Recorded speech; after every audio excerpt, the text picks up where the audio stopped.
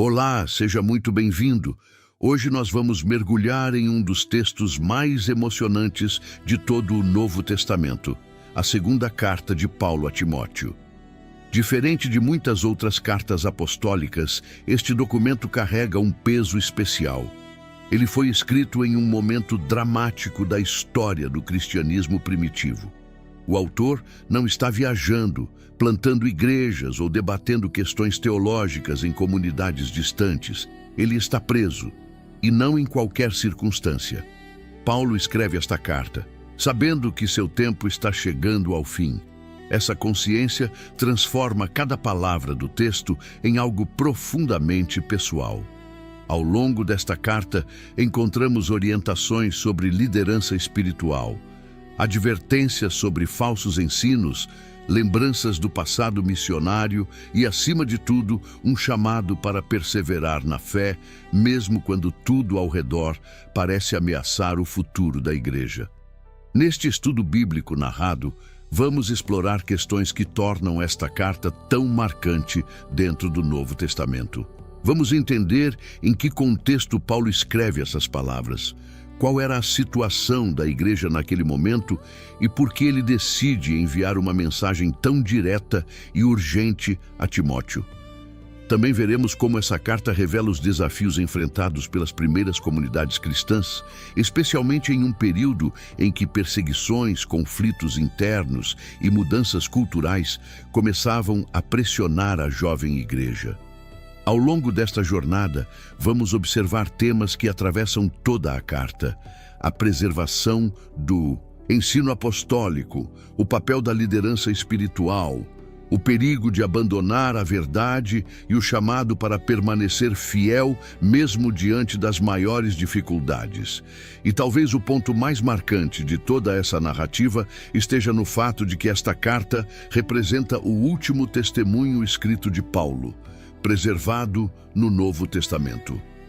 Nas palavras que ele dirige a Timóteo, encontramos não apenas instruções pastorais, mas também reflexões que revelam a maturidade espiritual de alguém que dedicou sua vida inteira à missão de anunciar o Evangelho. Mas para compreender completamente o significado dessas palavras, precisamos primeiro voltar ao mundo real em que elas foram escritas. Transição histórica. Mas para entender completamente o que este livro realmente significa, precisamos primeiro voltar ao mundo real em que ele foi escrito. Contexto histórico e autoral. O cenário em que a segunda carta a Timóteo surge é um dos períodos mais tensos da história do cristianismo primitivo. O mundo mediterrâneo estava sob o domínio do Império Romano, uma estrutura política gigantesca que conectava cidades, culturas e povos por meio de uma rede impressionante de estradas, portos e centros administrativos. A chamada Pax Romana havia criado um ambiente de relativa estabilidade política, permitindo o fluxo constante de ideias, mercadorias e religiões. Esse contexto favoreceu a rápida expansão da mensagem cristã durante o primeiro século. Missionários viajavam entre cidades do Império, comunidades surgiam em centros urbanos e pessoas de diferentes origens culturais começavam a aderir à nova fé. No entanto, essa expansão também trouxe desafios. O cristianismo era uma religião jovem, ainda pouco compreendida e frequentemente confundida com movimentos judaicos ou filosóficos que circulavam pelo mundo romano. Durante o reinado do imperador Nero, essa situação se tornaria ainda mais delicada. Após o grande incêndio que atingiu Roma no ano 64 d.C., rumores começaram a circular sobre quem seria responsável pela tragédia. Em meio à pressão política e ao medo da população, Nero direcionou acusações contra os cristãos, um grupo ainda pequeno e socialmente vulnerável dentro da capital do Império. Esse episódio marcou o início de uma das primeiras perseguições sistemáticas contra seguidores de Cristo. É nesse ambiente que encontramos o apóstolo Paulo no final de sua vida.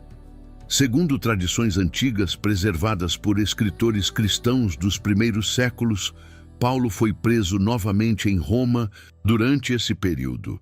Diferente de uma prisão anterior mencionada no livro de Atos, quando ele ainda recebia visitantes e tinha certa liberdade, agora a situação parece muito mais severa.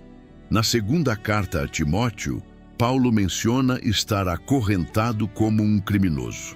Esse detalhe revela que sua condição não era apenas a de um prisioneiro político aguardando julgamento. Ele estava sendo tratado como alguém acusado de crimes graves contra a ordem pública do império. Mesmo assim, a carta mostra que Paulo continuava preocupado com o futuro da igreja. Em vez de concentrar suas palavras apenas em sua própria situação, ele decide escrever a Timóteo, um de seus colaboradores mais próximos. Timóteo já havia acompanhado Paulo em diversas viagens missionárias e desempenhado papéis importantes em várias comunidades cristãs. Sua formação também era interessante.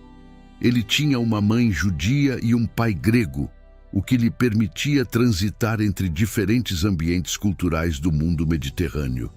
Ao longo do tempo, Timóteo se tornou um dos representantes mais confiáveis da missão apostólica. A tradição cristã associa Timóteo especialmente à igreja de Éfeso, uma das cidades mais importantes da Ásia Menor. É possível que ele estivesse liderando ou ajudando a organizar a comunidade cristã naquela região quando recebeu esta carta. O propósito do texto, portanto, não é apenas transmitir informações.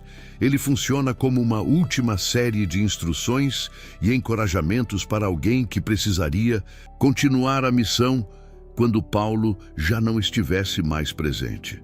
Isso faz da segunda carta a Timóteo um documento único dentro do Novo Testamento. Enquanto outras cartas apostólicas tratam principalmente de questões doutrinárias ou comunitárias, aqui encontramos um texto que mistura ensino, memória, advertência e despedida.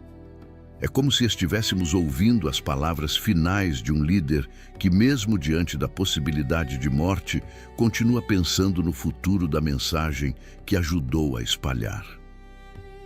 Mapa da jornada. Antes de continuarmos, vale a pena entender como nossa jornada por esta carta vai se desenvolver. Ao longo deste estudo, vamos percorrer o texto em 7 blocos principais, acompanhando a progressão da carta de forma clara e organizada. Bloco 1 de 7. O cenário da última carta de Paulo e o início da mensagem a Timóteo. Bloco 2 de 7. A lembrança da fé de Timóteo e o chamado para reavivar o dom recebido. Bloco 3 de 7. O chamado para não se envergonhar do Evangelho e permanecer firme diante das dificuldades. Bloco 4 de 7. O desafio de preservar o ensino verdadeiro em meio a falsas doutrinas. Bloco 5 de 7. A importância das Escrituras e da formação espiritual desde cedo. Bloco 6 de 7. As advertências sobre tempos difíceis e a perseverança no ministério. Bloco 7 de 7. As palavras finais de Paulo e sua reflexão sobre o fim de sua jornada. À medida que avançarmos por esses blocos, veremos como cada parte da carta se conecta dentro de um quadro maior. A continuidade da fé cristã, além da vida de seus primeiros líderes. O início da carta. A carta começa com uma introdução típica das correspondências antigas, mas com algumas características que revelam muito sobre a situação em que foi escrita. Paulo se apresenta como apóstolo de Cristo Jesus pela vontade de Deus, reforçando que sua missão não nasceu de ambição pessoal ou iniciativa humana, mas de um chamado ligado à promessa de vida que se encontra no Evangelho. Essa afirmação inicial estabelece o tom da carta. Mesmo em circunstâncias difíceis, Paulo continua se identificando com a missão que marcou sua vida. Em seguida, ele se dirige a Timóteo de maneira profundamente pessoal, chamando-o de meu amado filho. Essa expressão mostra que a relação entre os dois ultrapassava o simples vínculo entre líder e colaborador. Havia ali uma conexão espiritual, construída ao longo de anos de convivência e trabalho missionário.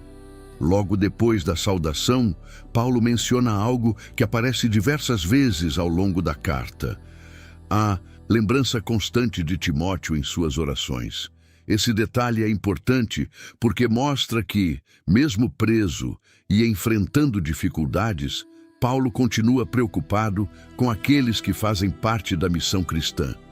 Ele recorda também o desejo de reencontrar Timóteo.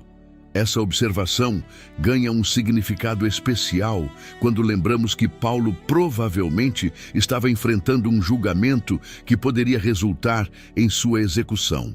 O desejo de ver novamente seu discípulo revela a dimensão humana da carta. Ela não é apenas um documento teológico. Ela também é uma correspondência marcada por amizade, saudade e preocupação com o futuro. A fé é transmitida entre gerações. Em seguida, Paulo faz uma observação que revela algo interessante sobre a história pessoal de Timóteo. Ele menciona que a fé de Timóteo já estava presente em sua família, especialmente em sua avó Lóide e em sua mãe, Eunice. Essa referência mostra que o cristianismo primitivo não se espalhava apenas por meio de pregações públicas ou viagens missionárias. A fé também era transmitida dentro de casas e famílias. O exemplo dessas duas mulheres mostra como a mensagem cristã começava a criar raízes em diferentes contextos sociais. Para Paulo, lembrar essa herança espiritual era uma forma de encorajar Timóteo. Ele estava conectado a uma tradição de fé que não começava apenas com ele, mas que fazia parte de uma história maior. Neste primeiro bloco, vimos o cenário histórico da carta, o contexto da prisão de Paulo e o início de sua mensagem a Timóteo. Também observamos como a carta começa com lembranças pessoais, referências à fé transmitida entre gerações e a reafirmação da missão apostólica. Mas esse é apenas o começo, porque logo nos próximos versículos, Paulo faz um chamado direto a Timóteo. Ele o encoraja a reavivar o dom que havia recebido, a superar o medo e a lembrar que a missão cristã exige coragem diante das dificuldades. É exatamente esse momento que vamos explorar no próximo bloco. Bloco 2 de 7. Reavivando o dom e a coragem na missão. Depois de iniciar sua carta com lembranças pessoais e com a reafirmação da fé transmitida entre gerações, Paulo conduz a narrativa para um ponto central que atravessa todo o restante do texto: a necessidade de reavivar o chamado recebido. As primeiras linhas da carta não são apenas saudações formais ou memórias afetivas. Elas funcionam como uma preparação para um apelo muito específico. Paulo sabe que Timóteo enfrenta pressões. Liderar comunidades cristãs naquele momento não era uma tarefa simples. Havia conflitos internos, disputas doutrinárias, tensões culturais entre judeus e gentios, e, além disso, o ambiente externo começava a se tornar mais hostil. Nesse cenário, o apóstolo percebe que a maior ameaça para alguém responsável por conduzir uma comunidade cristã não era apenas a perseguição externa, mas o risco silencioso do desânimo e do medo. É por isso que ele introduz um tema que se tornará recorrente na carta: a coragem espiritual que sustenta o ministério cristão. Ao mencionar a fé presente na família de Timóteo, Paulo abre caminho para um encorajamento muito direto. Ele lembra a Timóteo que houve um momento específico em que um dom espiritual lhe foi confiado. Esse momento provavelmente está ligado a um episódio de imposição de mãos, uma prática já presente nas primeiras comunidades cristãs. A imposição de mãos representava reconhecimento, envio e confirmação de um chamado para o serviço. Não era apenas um gesto simbólico, era uma forma de declarar publicamente que aquela pessoa havia sido separada para uma responsabilidade dentro da comunidade. Ao lembrar esse momento, Paulo está trazendo Timóteo de volta à origem de sua vocação. A mensagem implícita é clara. O chamado que ele recebeu não desapareceu com o tempo, nem foi anulado pelas dificuldades atuais. É nesse ponto que surge uma das frases mais conhecidas da carta. Paulo escreve que Timóteo deve reavivar o dom que recebeu. A imagem utilizada aqui é extremamente expressiva. O verbo que aparece no texto original sugere a ideia de reacender um fogo que começa a perder intensidade. Não se trata de criar algo novo, mas de alimentar algo que já existe. Essa metáfora ajuda a entender como Paulo via o ministério cristão. Ele não o descreve como uma capacidade que surge automaticamente ou que permanece forte sem esforço. Pelo contrário, a vida espiritual precisa ser constantemente cultivada. Assim como um fogo pode diminuir quando falta combustível, o entusiasmo e a coragem também podem enfraquecer quando as circunstâncias se tornam difíceis. A exortação de Paulo, portanto, não é uma crítica, mas um chamado para lembrar aquilo que já foi confiado a Timóteo. Logo em seguida, Paulo explica por que essa atitude é necessária. Ele afirma que Deus não concedeu um espírito de medo, mas de poder, amor e equilíbrio. Essa afirmação não aparece isoladamente. Ela responde diretamente ao contexto que Timóteo provavelmente enfrentava. Liderar uma comunidade cristã em cidades importantes do mundo romano exigia lidar com diferentes pressões. Havia debates filosóficos, tradições religiosas antigas, expectativas culturais e conflitos internos. Em algumas situações, assumir uma posição firme poderia trazer críticas ou rejeição. Nesse ambiente, o medo poderia facilmente se tornar um obstáculo silencioso. A resposta de Paulo não é negar a existência dessas dificuldades, mas lembrar que a missão cristã se sustenta em uma fonte diferente de força. O trio de palavras, utilizado por Paulo, poder, amor e equilíbrio, revela uma visão interessante sobre liderança espiritual. O poder mencionado aqui não se refere à autoridade política ou domínio sobre pessoas. Ele está ligado à capacidade de permanecer fiel ao chamado, mesmo quando surgem obstáculos. O amor, por sua vez, indica que o exercício da liderança não deveria ser motivado por orgulho ou ambição, mas por cuidado com a comunidade. Já o equilíbrio, ou domínio próprio, aponta para a importância da lucidez e da estabilidade emocional em meio a situações complexas. Essas três dimensões juntas formam um retrato de como Paulo imaginava o caráter de alguém que conduz a igreja. Depois dessa exortação inicial, a carta avança para um tema ainda mais profundo. Paulo encoraja Timóteo a não se envergonhar do testemunho sobre Cristo. Essa afirmação precisa ser entendida dentro do ambiente cultural do Império Romano. Naquele mundo, honra e reputação eram elementos extremamente importantes para a identidade social. Ser associado a alguém condenado pelo sistema imperial poderia trazer vergonha pública. O cristianismo, naquele momento, ainda não possuía reconhecimento institucional nem prestígio cultural. Pelo contrário, muitos o viam com suspeita ou desprezo. A execução de Jesus e a prisão de líderes cristãos poderiam ser interpretadas como sinais de fracasso ou desonra. É nesse ponto que Paulo introduz um contraste importante. Ele não nega que o evangelho pode trazer sofrimento. Na verdade, ele afirma que participar dessa missão envolve compartilhar dificuldades. No entanto, ele apresenta esse sofrimento de uma maneira completamente diferente da lógica cultural dominante. Para Paulo, o sofrimento não representa derrota, mas participação em algo maior. O anúncio do Evangelho faz parte de um plano divino que ultrapassa as estruturas de poder do mundo romano. Essa perspectiva transforma a maneira como as dificuldades são interpretadas.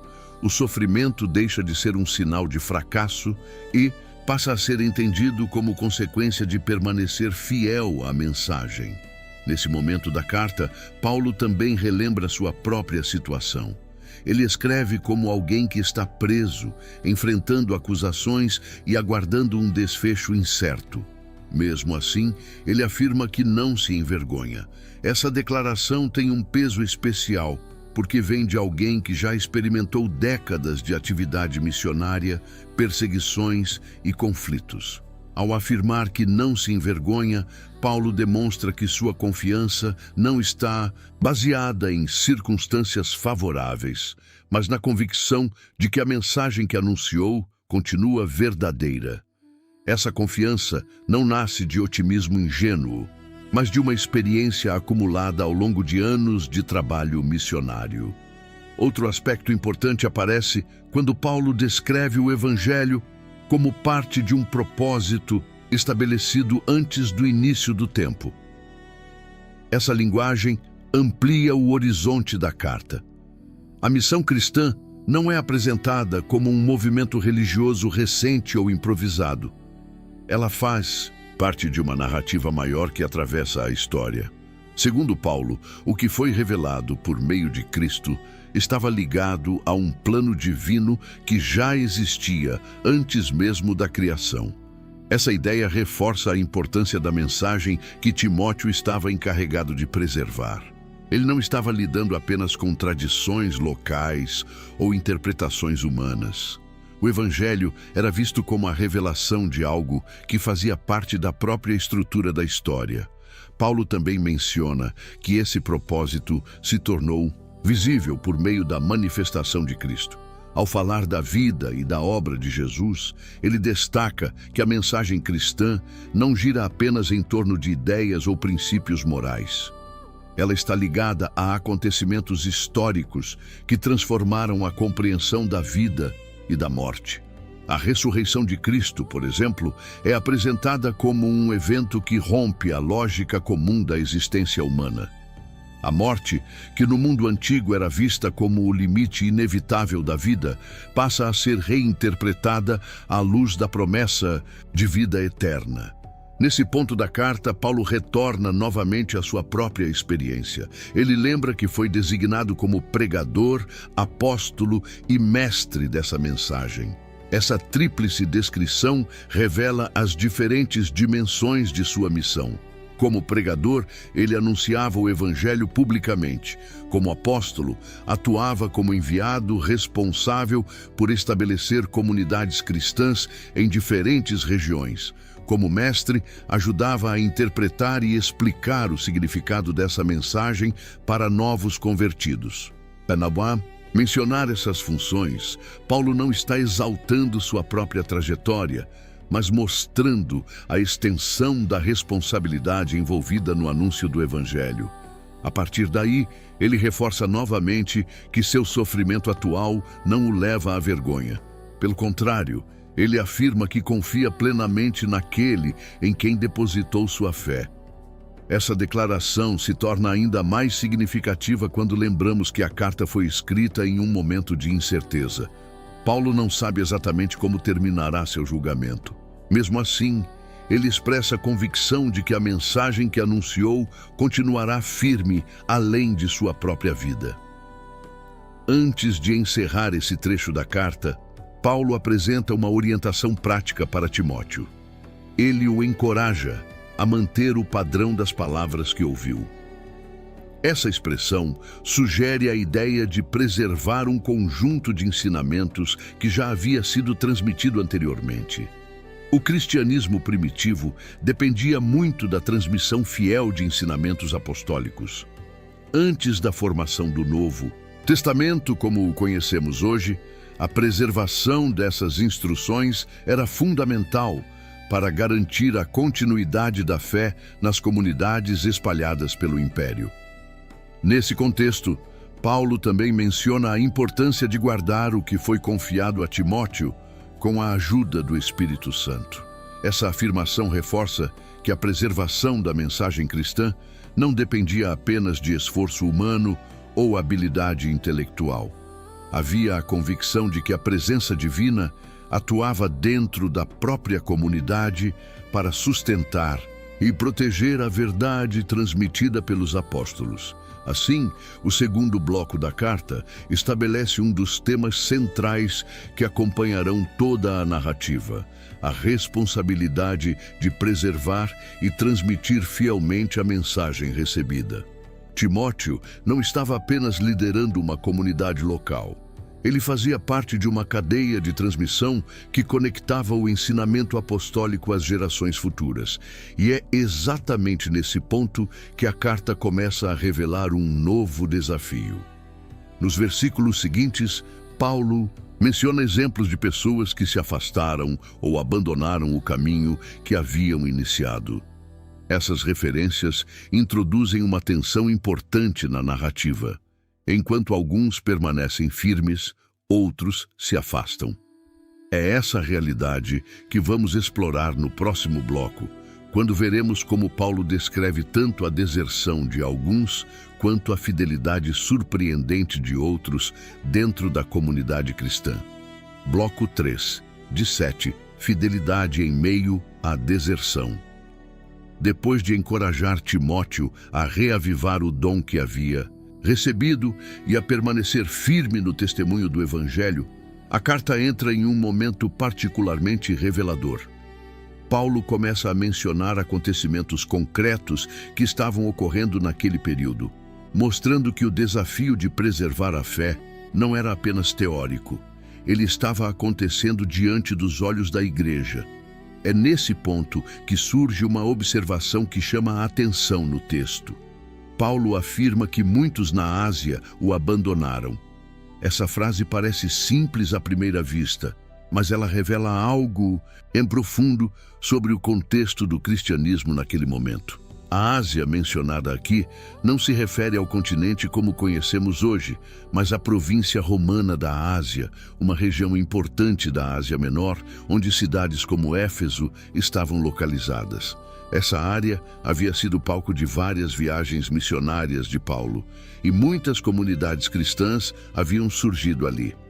O fato de Paulo mencionar abandono nessa região indica que a situação da igreja era mais complexa do que muitas vezes imaginamos. O cristianismo primitivo não cresceu apenas em meio a entusiasmo e expansão contínua. Também houve momentos de tensão, divisões e afastamentos. Paulo menciona especificamente dois nomes: Figelo e Hermógenes. O texto bíblico não fornece muitos detalhes sobre quem eram essas pessoas, mas a simples menção de seus nomes sugere que elas tinham algum nível de influência ou proximidade com o apóstolo. Ao citar esses exemplos, Paulo não está apenas registrando um fato histórico. Ele está mostrando a Timóteo que o abandono e a dificuldade fazem parte da realidade da missão. Essa observação cria um contraste importante dentro da carta. Nem todos permaneceram firmes. Alguns se afastaram, talvez por medo, pressão social ou desilusão. Em um período de perseguição e instabilidade, a decisão de continuar associado a um líder preso poderia trazer consequências sérias. Mas imediatamente após mencionar essas deserções, Paulo apresenta o exemplo de alguém que fez exatamente o oposto. Ele fala de Onesíforo. Esse nome aparece no texto como um símbolo de fidelidade em meio à dificuldade. Paulo descreve que Onesíforo frequentemente o encorajou e não teve vergonha de suas correntes. Essa expressão revela muito sobre a situação social da época. Estar preso, especialmente sob acusação de crimes contra o império, era motivo de vergonha pública. Muitos evitariam qualquer associação com alguém nessa condição para proteger sua própria reputação. No entanto, Onesíforo não seguiu esse caminho. Paulo, Relata que quando chegou a Roma, esse homem o procurou diligentemente até encontrá-lo. Essa observação é significativa porque mostra que visitar um prisioneiro naquela situação exigia esforço e coragem. As prisões romanas não funcionavam como instituições organizadas de assistência aos presos. Muitas vezes, os prisioneiros dependiam de amigos e familiares para receber alimentos, roupas ou qualquer tipo de apoio. A atitude de Onesíforo demonstra que, mesmo em um ambiente marcado pelo medo e pela pressão social, havia pessoas dispostas a permanecer fiéis àqueles que haviam dedicado suas vidas à missão cristã. Paulo lembra também que Onesíforo já havia prestado ajuda anteriormente, especialmente em Éfeso. Isso indica que sua fidelidade não foi um gesto isolado, mas parte de um padrão consistente de comportamento. Em uma carta marcada por despedidas e reflexões finais, mencionar alguém assim é uma forma de reconhecer publicamente sua lealdade. Esse contraste entre abandono e fidelidade estabelece um tema importante para o restante da carta. A história da igreja não é formada apenas por momentos de triunfo coletivo. Ela também inclui decisões individuais que revelam diferentes respostas diante das mesmas circunstâncias. Enquanto alguns se afastaram para evitar dificuldades, outros permaneceram firmes, mesmo quando isso significava risco ou desconforto. Essa tensão entre perseverança e abandono prepara o caminho para a próxima parte da mensagem de Paulo a Timóteo. Depois de mostrar exemplos reais do que estava acontecendo ao seu redor, Paulo volta a dirigir suas palavras diretamente ao seu discípulo. Ele o chama novamente de meu filho, reforçando o caráter pessoal da carta. Mas agora, o tom da exortação se torna ainda mais específico. Paulo começa a falar sobre a necessidade de fortalecer-se na graça que está em Cristo. Essa expressão aponta para algo fundamental dentro da visão apostólica sobre liderança espiritual. A força necessária para conduzir a igreja não vem apenas de capacidade pessoal, experiência ou habilidade retórica. Ela está ligada à relação contínua com a fonte da fé cristã. Ao usar essa linguagem, Paulo está lembrando a Timóteo que o peso da responsabilidade que ele carrega não precisa ser sustentado sozinho. Essa observação abre caminho para uma das imagens mais importantes da carta. Paulo fala sobre a transmissão do ensinamento cristão de uma geração para outra. Ele menciona que aquilo que Timóteo ouviu na presença de muitas testemunhas deveria ser confiado a pessoas fiéis, capazes de ensinar também a outros. Essa frase revela algo essencial sobre a forma como o cristianismo se organizava naquele período. Antes da consolidação do Novo Testamento como um conjunto definido de livros, a preservação do ensino apostólico dependia da transmissão cuidadosa entre líderes e comunidades. Esse processo não era improvisado. Ele envolvia pessoas que haviam sido instruídas diretamente pelos apóstolos ou por seus colaboradores e que tinham a responsabilidade de continuar ensinando a mesma mensagem às gerações seguintes. Essa cadeia de transmissão é um dos elementos que ajudaram a preservar a identidade do cristianismo primitivo em meio à diversidade cultural do mundo romano. Paulo então introduz uma sequência de imagens que descrevem o tipo de perseverança necessário para cumprir essa missão. A primeira imagem é a do soldado. Ele afirma que ninguém que serve como soldado se envolve nos assuntos da vida civil, pois seu objetivo é agradar aquele que o alistou. Essa comparação era facilmente compreendida no mundo romano, onde a disciplina militar era altamente valorizada. A metáfora não está sugerindo o isolamento completo da sociedade, mas destacando a ideia de foco e dedicação. Assim como um soldado precisa manter atenção total à sua missão, Aqueles que servem na liderança espiritual precisam manter clareza sobre suas prioridades. Em seguida, Paulo usa a imagem do atleta. Ele menciona que um atleta só recebe a coroa se competir de acordo com as regras. Essa referência reflete a importância dos jogos atléticos no mundo greco-romano. Competições esportivas eram eventos públicos populares e os participantes passavam por treinamento rigoroso. A metáfora reforça a ideia de disciplina e integridade. O objetivo não é apenas competir, mas competir de maneira correta. A terceira imagem apresentada é a do agricultor. Paulo afirma que o agricultor que trabalha arduamente deve ser o primeiro a participar dos frutos da colheita. Essa comparação destaca a relação entre esforço constante e recompensa futura. No contexto agrícola do mundo antigo, plantar e colher eram processos longos que exigiam paciência e dedicação. Essas três imagens juntas, soldado, atleta e agricultor, formam um retrato da perseverança necessária para quem assume responsabilidade dentro da comunidade cristã. Cada uma delas destaca um aspecto diferente da vida de liderança: foco, disciplina e paciência.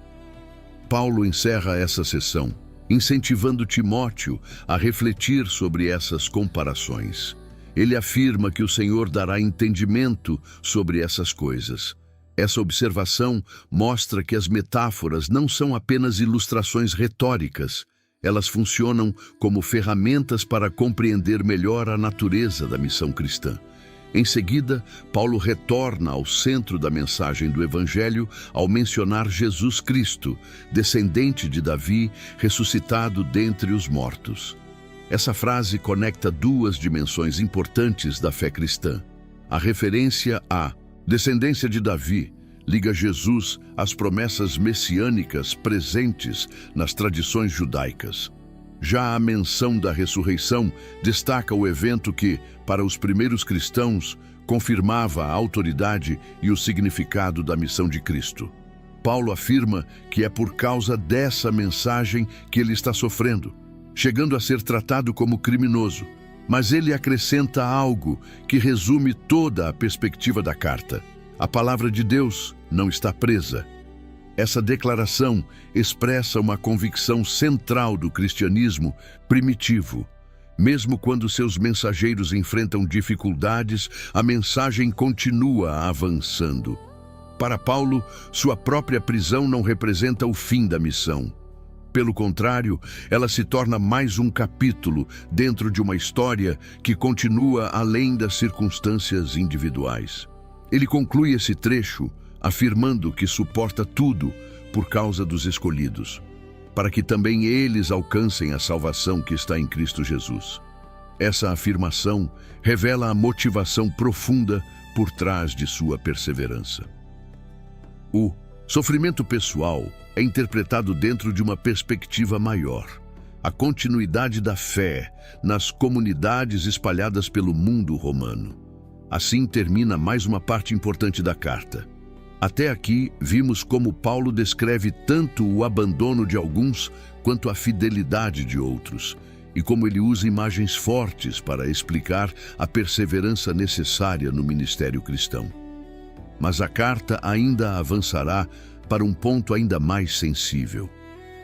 Nos próximos trechos, Paulo começa a alertar sobre disputas doutrinárias e ensinamentos que estavam se afastando da mensagem original do Evangelho. E é exatamente esse cenário que vamos explorar no próximo bloco. Bloco 4 de 7, preservando a verdade em meio à confusão. Depois de encorajar Timóteo a permanecer firme na missão e apresentar exemplos concretos de fidelidade e abandono, a carta entra em um território ainda mais delicado. O foco agora se desloca para um problema que começava a surgir dentro das próprias comunidades cristãs: a distorção do ensino apostólico. Se nos blocos anteriores Paulo falou sobre coragem, perseverança e fidelidade, Agora ele aborda um desafio que ameaça a estrutura da igreja de maneira mais silenciosa. Não se trata de perseguição externa ou pressão política. O problema agora nasce dentro do próprio ambiente religioso. Paulo começa esse trecho lembrando a Timóteo da responsabilidade de continuar ensinando as mesmas verdades que havia recebido. Ele pede que Timóteo traga essas coisas à memória da comunidade e os advirta diante de Deus para que evitem discussões vazias sobre palavras. Essa advertência revela um aspecto importante da realidade das primeiras igrejas. À medida que o cristianismo se expandia para diferentes cidades e culturas, surgiam debates sobre interpretações, tradições e conceitos teológicos. Nem todas essas discussões eram produtivas. Paulo percebe que certos debates não estavam ajudando a comunidade a crescer espiritualmente. Pelo contrário, estavam criando confusão e divisão. Por isso ele usa uma expressão marcante ao dizer que essas discussões acabam arruinando aqueles que escutam. A palavra utilizada aqui sugere algo que corrói lentamente a estrutura de uma comunidade. Não se trata apenas de divergências intelectuais, mas de conflitos que acabam desviando a atenção do que realmente importa. É nesse ponto que Paulo apresenta uma orientação clara para Timóteo: esforçar-se para apresentar-se aprovado diante de Deus. Essa imagem remete ao ambiente de trabalho e avaliação presente no mundo antigo. A ideia é a de alguém que realiza sua tarefa com dedicação e integridade, sem precisar sentir vergonha do resultado. No contexto da carta, essa aprovação está ligada à forma correta de lidar com a mensagem do Evangelho. Paulo descreve essa tarefa como manejar corretamente a palavra da verdade. A expressão usada sugere a ideia de cortar um caminho reto ou traçar uma linha precisa. No mundo antigo, essa imagem poderia ser associada a diferentes profissões, como construtores ou artesãos que precisavam trabalhar com precisão. Aplicada ao ensino cristão, essa metáfora indica que transmitir a mensagem do Evangelho exige cuidado, responsabilidade e fidelidade ao conteúdo original. Logo em seguida, Paulo volta a alertar sobre discursos vazios e irreverentes. Ele afirma que essas conversas levam as pessoas a um caminho cada vez mais distante da verdade e que seus efeitos se espalham como uma doença. A comparação é forte. Ao usar a imagem de algo que se espalha pelo corpo, Paulo está mostrando como ideias distorcidas podem se disseminar dentro de uma comunidade, afetando cada vez mais pessoas. Nesse contexto, ele menciona dois nomes específicos: Himeneu e Fileto. Assim como havia citado exemplos de abandono anteriormente, aqui Paulo apresenta exemplos de pessoas que estavam ensinando algo considerado incorreto dentro da comunidade cristã. Segundo o texto, esses homens afirmavam que a ressurreição já havia ocorrido. Essa afirmação provavelmente representava uma interpretação diferente da esperança cristã sobre o futuro. Em vez de compreender a ressurreição como um evento ainda por vir, ligado à consumação da história, essa ideia sugeria que tudo já havia acontecido de alguma forma espiritual ou simbólica. Paulo afirma que esse tipo de ensino estava desviando a fé de algumas pessoas. Essa observação revela como as primeiras comunidades cristãs estavam lidando com debates sobre interpretação e significado da mensagem apostólica. Mesmo com esses conflitos, Paulo deixa claro que a base da fé permanece firme. Ele usa uma imagem arquitetônica para explicar isso. Ele fala de um fundamento sólido estabelecido por Deus, marcado por duas afirmações importantes. A primeira diz que o Senhor conhece aqueles que lhe pertencem. Essa frase reforça a ideia de que, apesar das confusões humanas, a identidade do povo de Deus não depende apenas de estruturas visíveis ou disputas internas. A segunda afirma que todo aquele que invoca o nome do Senhor deve afastar-se da injustiça. Essa declaração mostra que a fidelidade à mensagem cristã não envolve apenas crenças corretas, mas também uma vida coerente com aquilo que se professa. A partir daí, Paulo introduz uma nova metáfora que ajuda a explicar a diversidade dentro das comunidades cristãs. Ele compara a igreja a uma grande casa. Dentro dessa casa, existem diferentes tipos de utensílios. Alguns são feitos de ouro e prata, enquanto outros são de madeira e barro.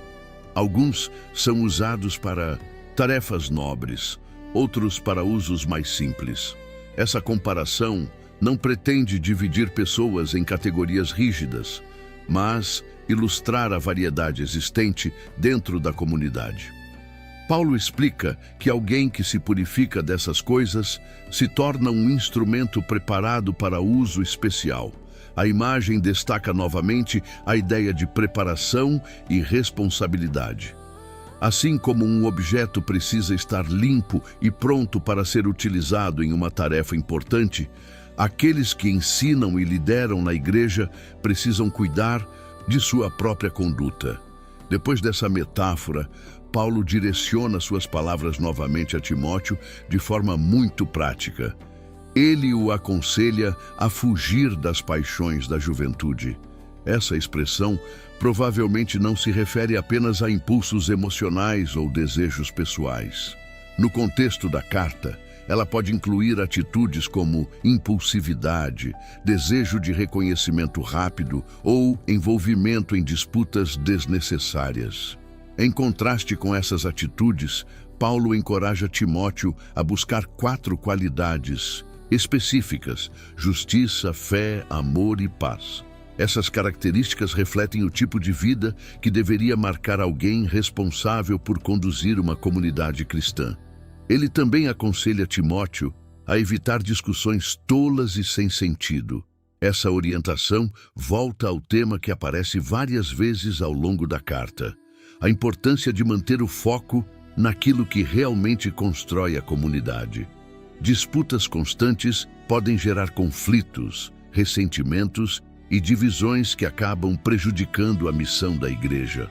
Por isso, Paulo afirma que o servo do Senhor não deve ser alguém marcado por brigas. Em vez disso, ele deve ser amável com todos, apto para ensinar e paciente. Essas qualidades revelam que a liderança espiritual, segundo Paulo, não se baseia em imposição ou confronto agressivo, mas em capacidade de instruir e orientar com equilíbrio. Ele também menciona que aqueles que se opõem ao ensino correto devem ser corrigidos com mansidão.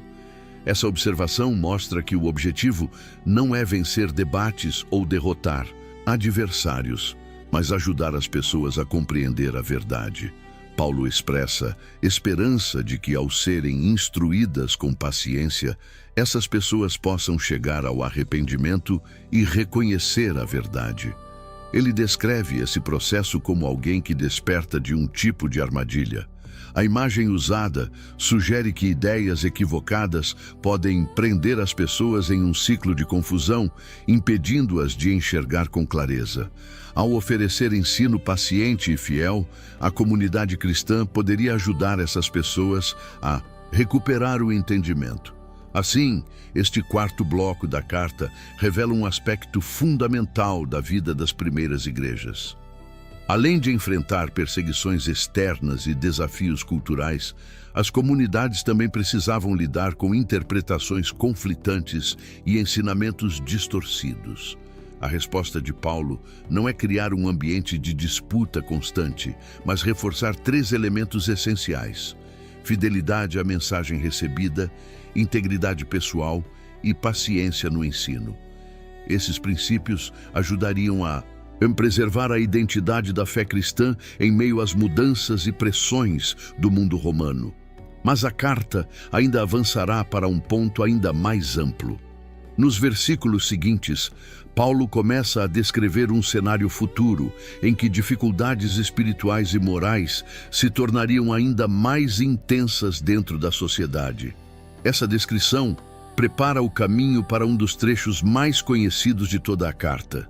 É exatamente essa visão sobre os tempos difíceis que vamos explorar no próximo bloco. Neste ponto da narrativa, tudo o que aconteceu até aqui começou a preparar o cenário para os acontecimentos mais decisivos de toda essa história. Os próximos eventos não apenas continuam essa jornada. Eles revelam o propósito completo por trás de tudo o que foi construído até agora. Se você está acompanhando até este momento, escreva Amém nos comentários. E se este estudo está ajudando você a entender melhor as Escrituras, inscreva-se no canal e deixe seu like. Agora, prepare-se, porque o que acontece a seguir define tudo o que viria depois. Bloco 5 de 7. A força das Escrituras e a formação da fé. Depois de alertar Timóteo sobre os perigos de disputas doutrinárias e de ensinamentos que se afastavam da mensagem apostólica, Paulo amplia ainda mais o horizonte da carta. Agora ele começa a descrever um cenário que ultrapassa os problemas imediatos enfrentados pelas comunidades cristãs. Em vez de tratar apenas de conflitos locais ou indivíduos específicos, ele apresenta um retrato mais amplo de como a sociedade poderia se transformar ao longo do tempo. É nesse momento que Paulo introduz uma expressão marcante. Nos últimos dias sobrevirão tempos difíceis. Essa frase não aparece como uma tentativa de prever datas ou eventos específicos. No contexto da carta, ela funciona como uma descrição das tensões morais e espirituais que poderiam surgir dentro do mundo humano à medida que a história avançasse. Para os primeiros cristãos, a expressão últimos dias não se referia apenas ao fim da história, mas ao período iniciado com a vinda de Cristo e que se estenderia até a consumação final.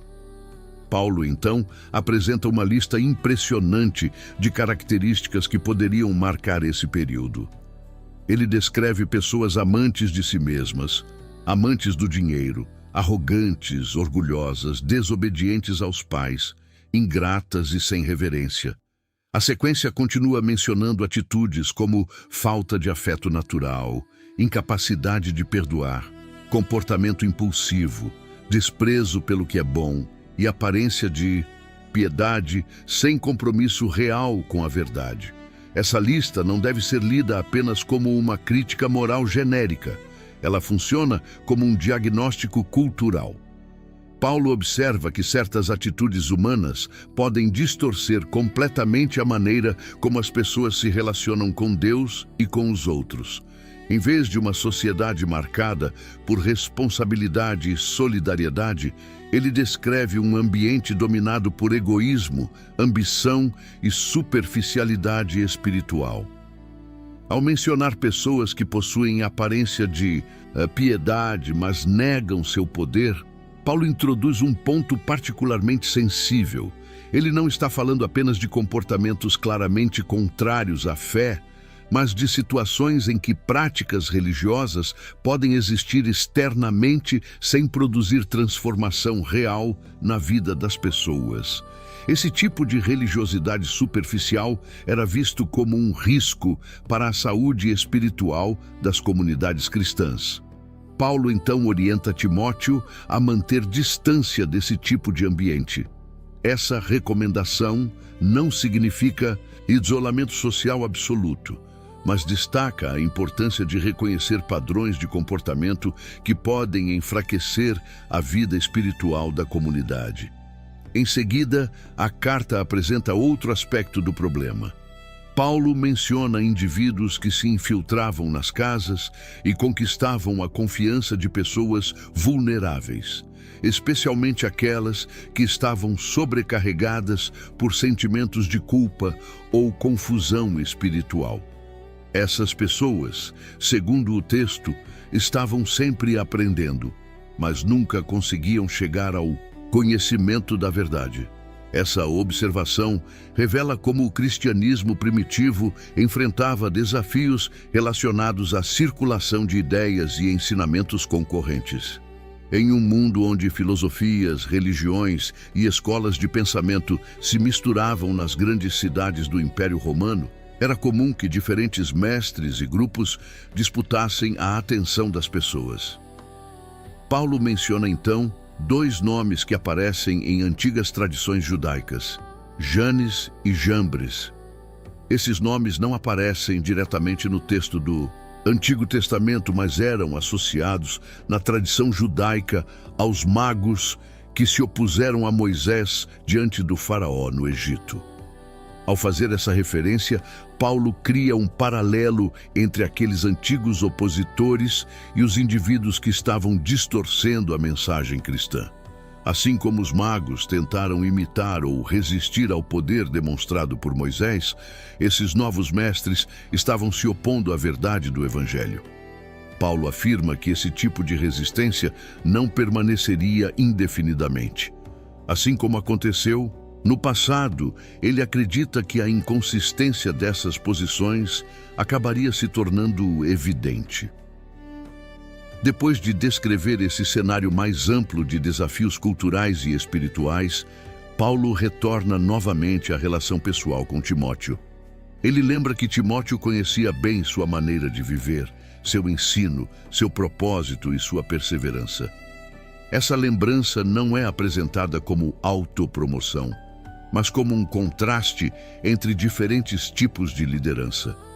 Enquanto alguns promoviam confusão e debates estéreis, Paulo aponta para uma trajetória marcada por coerência entre ensino e prática. Ele menciona também as perseguições e sofrimentos que enfrentou em cidades como Antioquia, Icônio e Listra. Essas referências remetem a episódios descritos no livro de Atos, onde Paulo enfrentou oposição, ameaças e até violência física durante suas viagens missionárias. Ao recordar esses acontecimentos, Paulo mostra que a missão cristã sempre esteve acompanhada por desafios.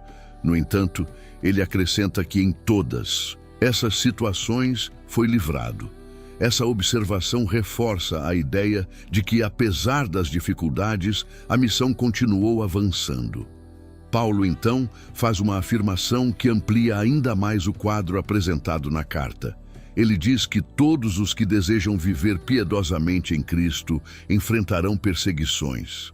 Essa frase não aparece como uma previsão pessimista, mas como uma descrição realista da tensão entre a mensagem cristã e certos valores dominantes no mundo.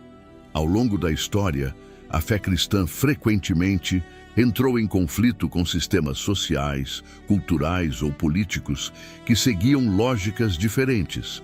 Essa observação prepara o caminho para uma transição importante dentro da carta.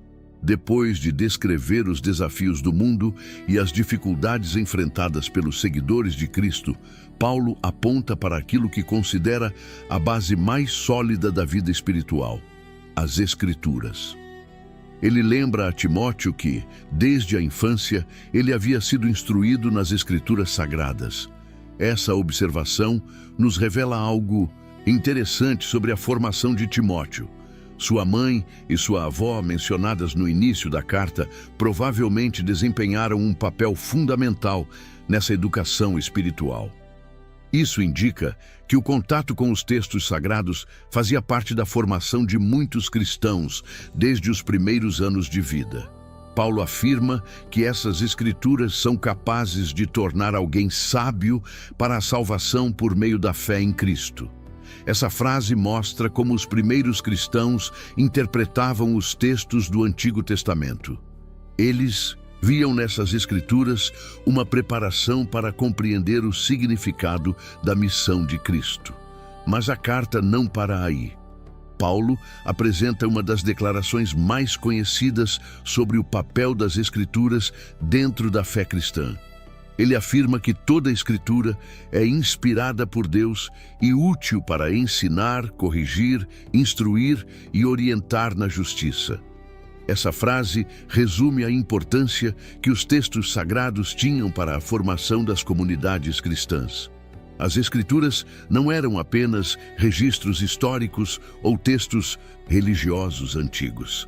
Elas funcionavam como referência para orientar a vida da comunidade, corrigir desvios e fortalecer a fé. Paulo conclui essa reflexão afirmando que, por meio das Escrituras, a pessoa de Deus pode ser preparada para toda boa obra. Essa observação conecta diretamente o estudo das Escrituras com a prática da vida cristã. O objetivo não é apenas acumular conhecimento, mas formar pessoas capazes de viver de maneira coerente com a mensagem do Evangelho. Assim, neste quinto bloco da carta, vemos como Paulo apresenta uma resposta para os desafios descritos anteriormente. Em um mundo marcado por confusão, debates vazios e distorções da verdade, a base para permanecer firme está no ensino fiel transmitido pelas Escrituras. Elas funcionam como um ponto de referência que ajuda a comunidade a manter sua identidade espiritual, mesmo em meio a mudanças culturais e pressões externas. Mas a carta ainda avança para uma etapa final da mensagem. Depois de falar sobre as Escrituras e a formação da fé, Paulo passa a apresentar uma das instruções mais diretas e solenes dirigidas a Timóteo sobre o exercício do ministério. É exatamente essa exortação final que veremos no próximo bloco, bloco 6 de 7, a última exortação ao ministério. Depois de apresentar o papel central das Escrituras na formação da fé cristã, a carta de 2 Timóteo avança para um momento particularmente solene. Paulo agora dirige a Timóteo uma das exortações mais diretas e intensas de todo o texto. Não se trata apenas de um conselho pastoral ou de uma orientação prática para a liderança de uma comunidade. O tom das palavras revela algo mais profundo, uma espécie de legado espiritual que está sendo transmitido de um líder veterano para alguém que precisará continuar a missão. Paulo inicia essa sessão com uma formulação que lembra uma declaração formal. Ele afirma que fala diante de Deus e de Cristo Jesus, aquele que julgará vivos e mortos e cuja manifestação e reino são aguardados. Essa introdução cria um cenário de grande seriedade. O que vem a seguir não é apenas uma recomendação pessoal, é apresentado como uma responsabilidade que se desenvolve diante da própria presença divina. A primeira instrução é clara: pregue a palavra. Essa frase resume o coração da missão que Paulo acredita ter recebido e que agora confia a Timóteo. A expressão não se refere simplesmente à leitura pública de textos religiosos. Ela envolve explicar, transmitir e anunciar a mensagem do Evangelho de maneira que a comunidade compreenda seu significado e suas implicações.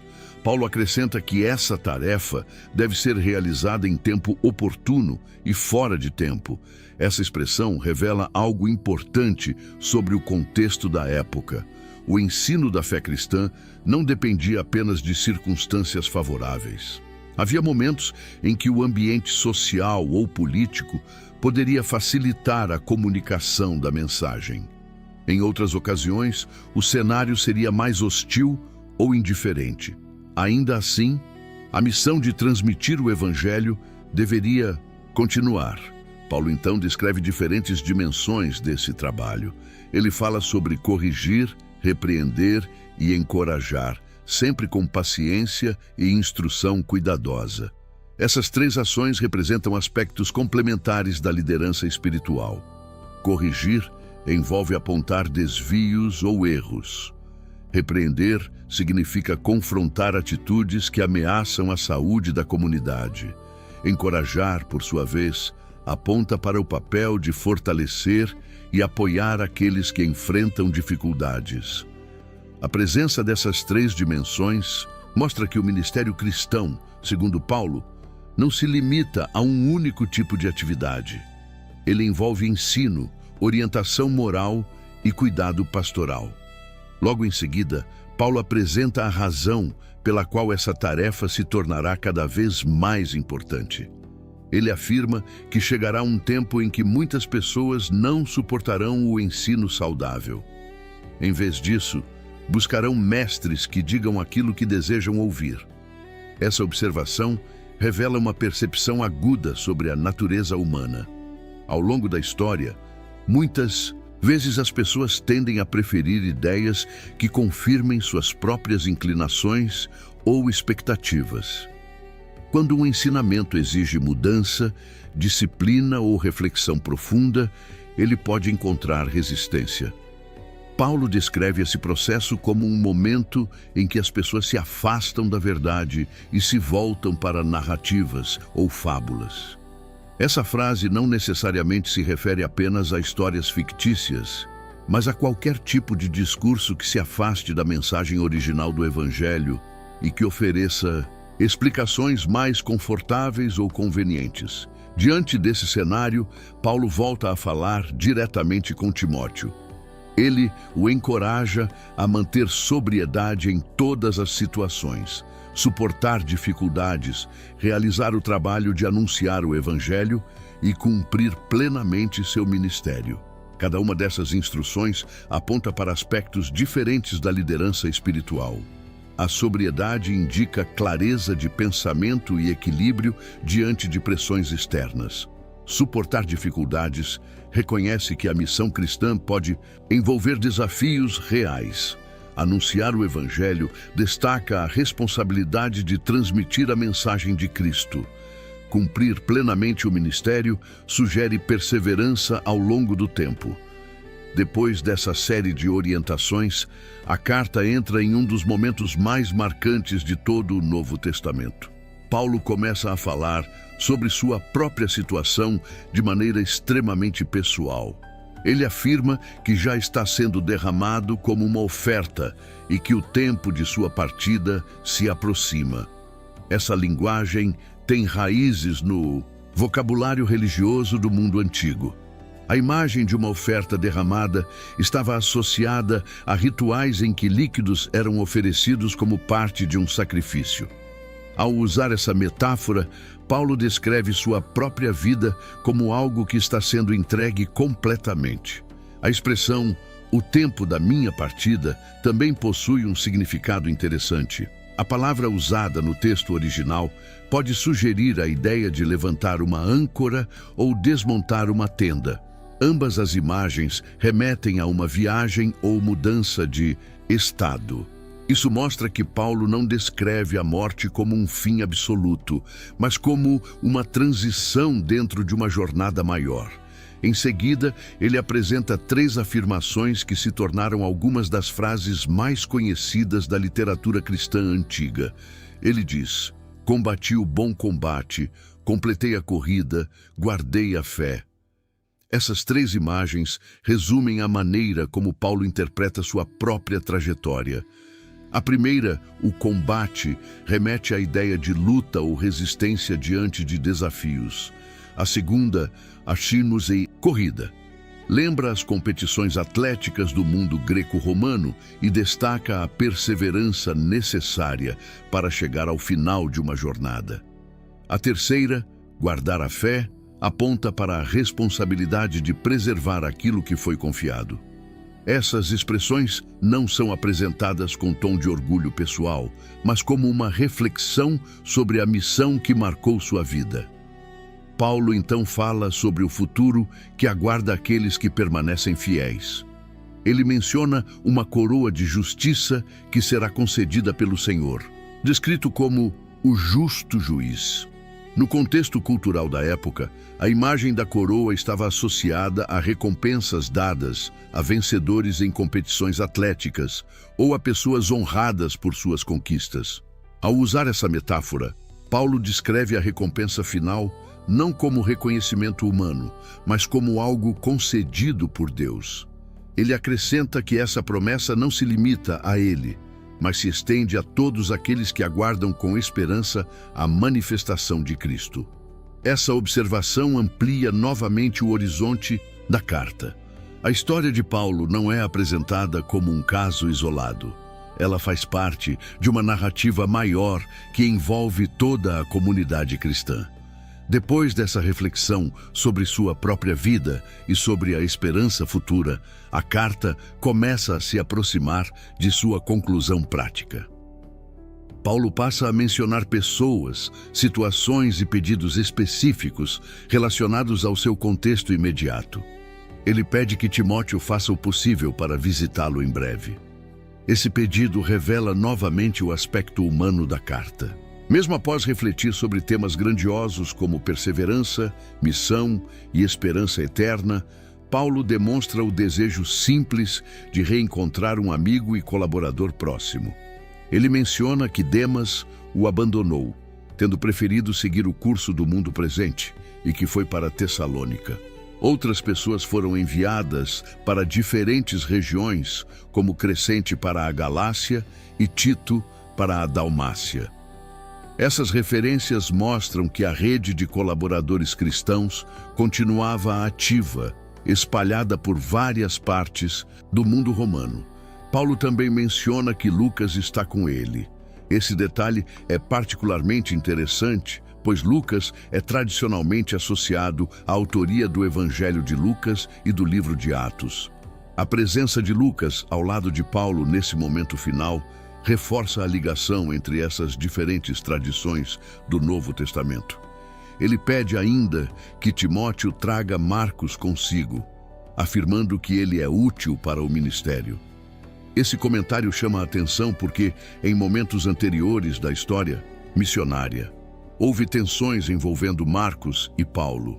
Agora, no final da carta, vemos uma reconciliação implícita, indicando que as relações dentro da missão cristã também passaram por processos de restauração ao longo do tempo. Assim, termina o 6º bloco da carta. Aqui vimos como Paulo apresenta sua exortação final ao ministério de Timóteo, reflete sobre sua própria trajetória e menciona diferentes pessoas que fizeram parte da rede missionária do cristianismo primitivo.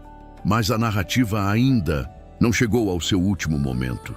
No bloco final da carta, Paulo compartilhará suas últimas palavras registradas no Novo Testamento, revelando reflexões sobre sua defesa diante das autoridades, sobre aqueles que o abandonaram e sobre a fidelidade que ele continua a encontrar em Deus. É exatamente esse encerramento marcante que veremos no próximo bloco. Bloco 7 de 7. As últimas palavras de Paulo. Ao chegar ao último trecho da 2ª carta a Timóteo, o tom da narrativa se torna ainda mais íntimo e reflexivo. Depois de apresentar instruções sobre o ministério, advertências sobre os desafios da fé e uma declaração pessoal sobre o fim de sua jornada, Paulo agora compartilha observações finais que revelam tanto sua situação imediata quanto sua compreensão da fidelidade de Deus em meio às dificuldades. Esse trecho final da carta é particularmente significativo porque representa as últimas palavras preservadas de Paulo dentro do Novo Testamento. Aqui não encontramos apenas orientações teológicas ou instruções pastorais, mas também registros que revelam a dimensão humana da vida missionária. Paulo começa mencionando acontecimentos recentes relacionados ao seu julgamento.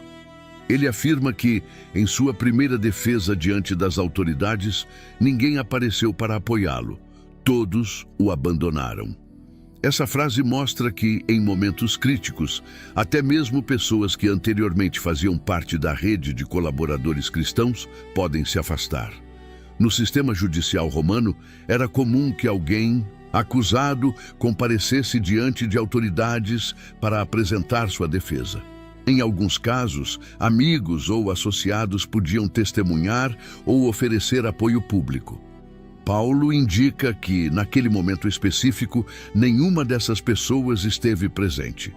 Mesmo assim, sua reação é notável. Ele afirma que não deseja que isso seja levado em conta contra eles. Essa declaração ecoa um princípio que aparece em vários momentos da tradição cristã: a disposição de não responder abandono ou injustiça com ressentimento. Em seguida, Paulo apresenta um contraste poderoso. Embora as pessoas tenham se afastado, ele afirma que o Senhor esteve ao seu lado e lhe deu força. Essa afirmação revela uma convicção central na experiência do apóstolo. A missão cristã não dependia exclusivamente do apoio humano. Mesmo quando circunstâncias externas se tornavam desfavoráveis, Paulo acreditava que a presença de Deus continuava sustentando sua tarefa. Ele acrescenta que essa força lhe permitiu anunciar plenamente a mensagem de modo que os gentios pudessem ouvi-la. Essa observação nos lembra novamente da dimensão internacional da missão apostólica. Desde o início de seu ministério, Paulo havia sido identificado como alguém chamado para levar a mensagem de Cristo além das fronteiras do mundo judaico. Mesmo em um contexto de julgamento e prisão, ele percebe sua situação como parte dessa mesma missão. Paulo, então, utiliza uma imagem expressiva ao afirmar que foi liberto da boca do leão. Essa expressão provavelmente não deve ser interpretada de maneira literal. No mundo antigo, a figura do leão era frequentemente usada como símbolo de perigo extremo ou de poder ameaçador. Assim, a frase pode indicar que Paulo acredita ter sido preservado de um perigo imediato ou de uma condenação naquele momento específico. Mas a carta deixa claro que ele não interpreta essa preservação como garantia de segurança permanente. Em vez disso, Paulo afirma que o Senhor continuará a livrá-lo de toda obra maligna e o conduzirá com segurança para o reino celestial. Essa declaração amplia novamente o horizonte da carta. A esperança final não está baseada na expectativa de escapar de todas as dificuldades nesta vida, mas na confiança de que a história caminha em direção a um desfecho maior dentro do plano divino.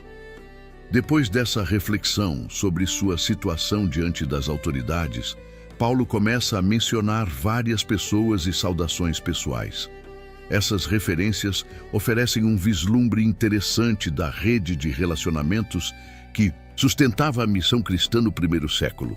Ele envia saudações a Priscila e Áquila, um casal que aparece em diferentes momentos do Novo Testamento como colaboradores importantes na expansão do cristianismo. Eles haviam trabalhado ao lado de Paulo em cidades como Corinto e Éfeso, e eram conhecidos por sua hospitalidade e dedicação à comunidade cristã. Paulo também menciona a família de Onesíforo, o mesmo homem que havia sido elogiado anteriormente na carta por sua fidelidade e por tê-lo procurado diligentemente em Roma. Em seguida, ele comenta brevemente sobre outros colaboradores. Ele afirma que Erasto permaneceu em Corinto enquanto Trófimo foi deixado doente em Mileto. Esses detalhes, aparentemente simples, mostram que a missão cristã envolvia pessoas reais, espalhadas por diferentes regiões do mundo romano, enfrentando as mesmas condições humanas de viagem, doença e limitação. Paulo volta então a expressar seu desejo de que Timóteo venha visitá-lo antes do inverno. Essa observação tem um fundo prático importante. Durante o inverno, as rotas marítimas no Mediterrâneo se tornavam perigosas e muitas viagens eram interrompidas. Ao mencionar esse prazo, Paulo demonstra que compreende as limitações logísticas das viagens daquele tempo. Ele também envia saudações de várias pessoas que estavam presentes em Roma, incluindo Eúbulo, Pudente, Lino e Cláudia.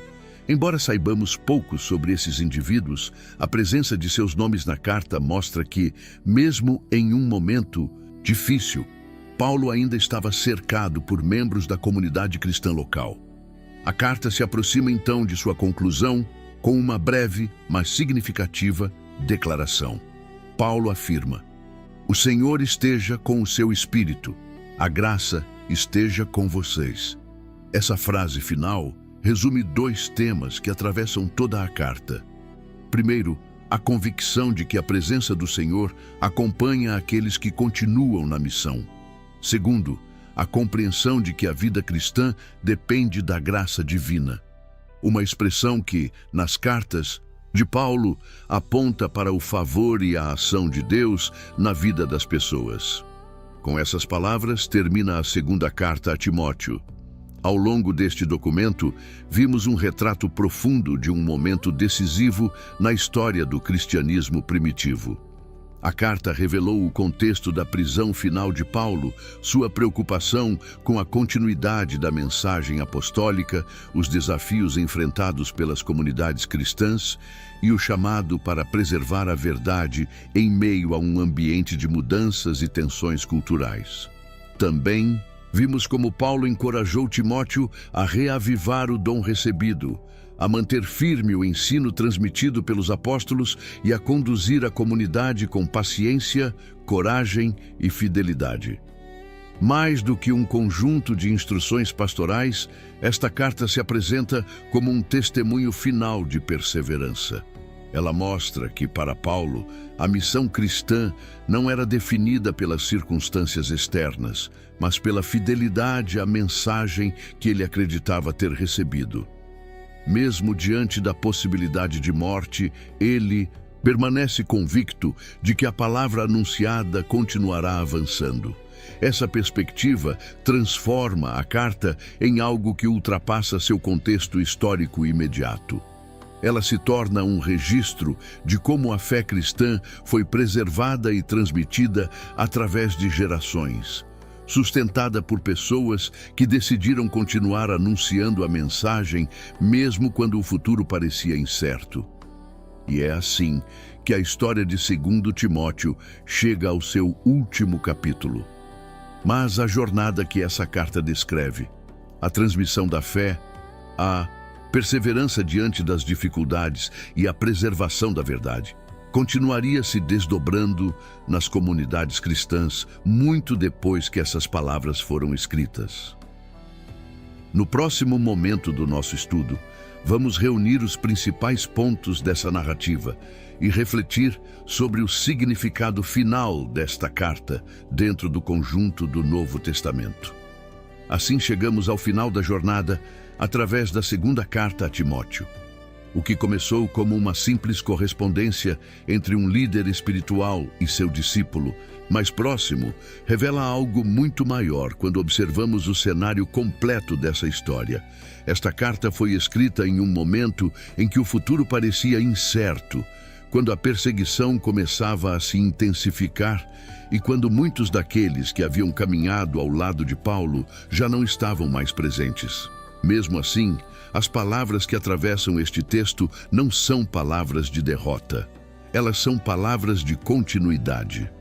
Ao longo desta carta, vimos um homem que dedicou sua vida inteira à missão de anunciar o Evangelho, refletindo sobre o caminho percorrido.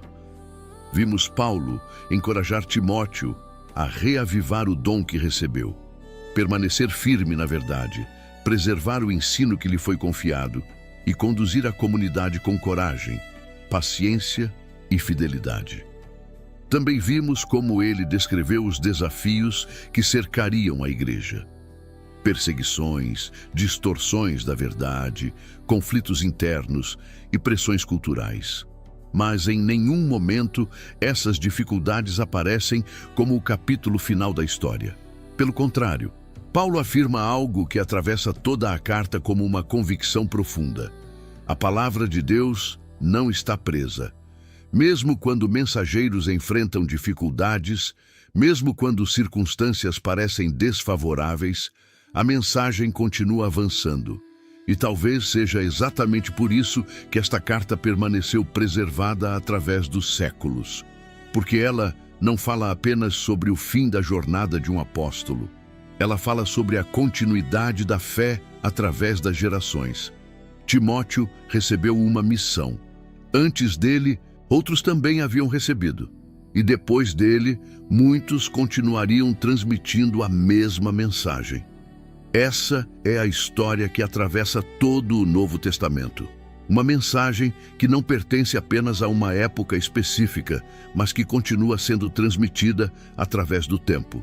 E agora que chegamos ao final desta jornada pelo livro de 2 Timóteo, vale a pena refletir sobre algo importante. Cada uma dessas cartas, cada uma dessas palavras, cada uma dessas histórias foram preservadas porque pessoas decidiram continuar ouvindo, ensinando e transmitindo aquilo que receberam. Se esta história trouxe alguma reflexão para você, escreva aqui nos comentários o que mais chamou sua atenção ao longo deste estudo. Compartilhe também suas dúvidas, suas percepções ou aquilo que mais marcou você ao acompanhar esta jornada pela carta de 2 Timóteo. Sua reflexão pode ajudar outras pessoas que também estão buscando entender melhor as Escrituras. Se você gostou deste estudo e acredita na importância de levar a Palavra de Deus cada vez mais longe, escreva Amém nos comentários. Esse simples gesto ajuda a fortalecer esta comunidade e mostra que essa mensagem continua alcançando novas pessoas. E se você conhece alguém que gostaria de entender melhor esta carta ou que precisa ouvir essa mensagem hoje, compartilhe este vídeo com essa pessoa. Às vezes, uma única palavra pode tocar um coração no momento certo. Se este conteúdo está ajudando você a conhecer mais profundamente as Escrituras, você também pode apoiar o crescimento deste canal. Uma das formas de fazer isso é deixando o seu like no vídeo, pois isso ajuda esta mensagem a alcançar mais pessoas.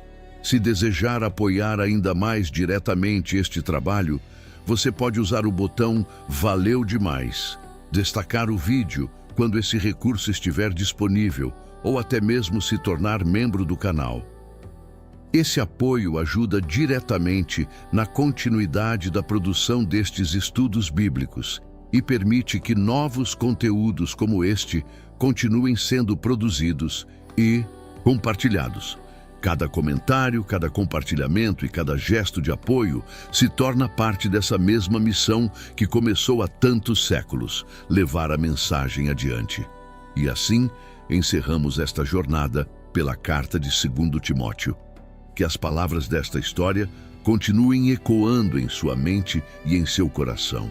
Que a fé permaneça firme, que a verdade continue sendo preservada e que a esperança continue iluminando o caminho daqueles que seguem essa jornada.